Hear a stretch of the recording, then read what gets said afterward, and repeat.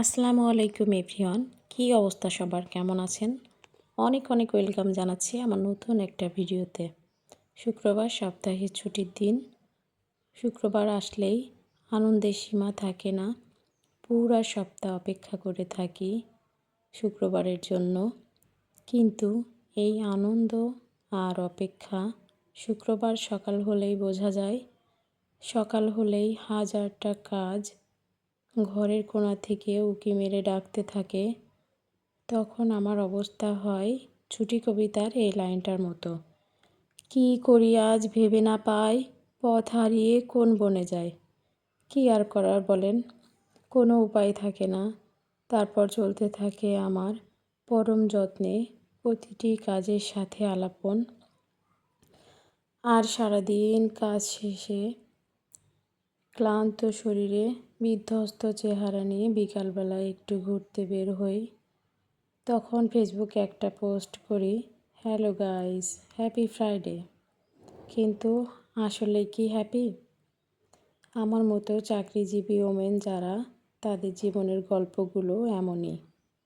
অন্যদিকে চাকরিজীবী পুরুষের গল্প একটু আলাদা। তাদের ছুটির দিন মানেই ছুটির দিন। ছুটি কবিতার এই লাইনটার মতো, আজ আমাদের ছুটি ও ভাই, আজ আমাদের ছুটি। মানে পুরা দিন সব কাজ থেকেই ছুটি। তারা সারা দিন বিশ্রাম করবে, শুয়ে বসে কাত হয়ে চিত হয়ে টিভি দেখবে, মোবাইল দেখবে, ল্যাপটপ দেখবে। কি করবে? ছুটির দিন ছুটি কাটাবে। তারপর সুন্দর করে গোসল করে পরিপাটি হয়ে নামাজ পড়তে যাবে। এরপর নামাজ শেষে বাসায় এসে মজার মজার খাবার দিয়ে সাজানো টেবিলে বসে খাবার খাবে। তারপর বিশ্রাম করবে, ঘুমাবে। দেন বিকালবেলা সুন্দর একটা চেহারা নিয়ে বাইরে বের হবে আর একটা ফেসবুকে পোস্ট করবে, হ্যালো গাইস, হ্যাপি ফ্রাইডে।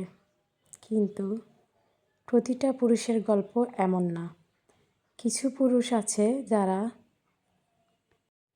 তাদের ঘরের কাজগুলোকে দায়িত্ব হিসেবে দেখেন, দায়িত্বের সাথে ঘরের কাজগুলোও করেন, তার ওয়াইফকে সাহায্য করেন অথবা মা বাবাকে সাহায্য করেন। আসলে জীবন মানেই দায়িত্ব, অনেক অনেক দায়িত্ব। দায়িত্ব ছাড়া জীবন চলে না। কিন্তু প্রতিটি পরিবারে যদি প্রত্যেকটা সদস্য সহযোগিতামূলক আচরণ করে, একে অপরকে সাহায্য করে, তাহলে সেই ঘরটা, পরিবারটা অনেক সুখের হয়, আনন্দের হয়। কিন্তু যে পরিবারে শুধু একজন মানুষকেই কাজ করে যেতে হয় সকল প্রকার, বাকিরা সব আরামায়েশে জীবনযাপন করে, সেই পরিবারটা আসলে অনেক কষ্টের হয়। এখন থেকেই আমাদের উচিত আমাদের সন্তানদের এই শিক্ষা দেওয়া যে পরিবারের প্রত্যেকটা সদস্যকে সাহায্য করতে হবে।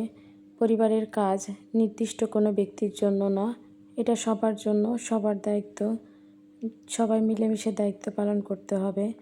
তাহলে আস্তে আস্তে তারাও এই দায়িত্বগুলো পালন করতে শিখবে। একটা পরিবার পরিচালনা করার জন্য কী পরিমাণে যে পরিশ্রম করতে হয় শুধুমাত্র যারা এই কাজগুলো করেন তারাই জানেন। শরৎকালের শেষের দিকে যদিও চলে আসছি, কিন্তু তাও মনে হচ্ছে বর্ষাকালই চলছে। অর্থাৎ প্রতিদিনই এত এত বৃষ্টি হচ্ছে। আবার যখন বৃষ্টি হচ্ছে না তখন অনেক গরম। আসলে বাংলাদেশের ওয়েদারের কোনো ঠিক নেই। যাই হোক, খিচুড়ি রান্না করেছি, তার সাথে আমি দেশি হাঁসের ডিম ভাজি করেছি আর আমের আচার আছে। এই যে যে ডিমগুলো আপনারা দেখছেন, এইগুলো আমি গ্রাম থেকে সংগ্রহ করেছি, দেশি হাঁসের ডিম। অনেক বেশি ময়লা ছিল, তাই আমি এগুলো ভালো করে ধুয়ে পরিষ্কার করে নিয়েছি। দেন পানি শুকিয়ে গেলে আমি এগুলো ফ্রিজে সংরক্ষণ করব। আমার হাঁসের ডিম ভাজি খেতে ভালো লাগে।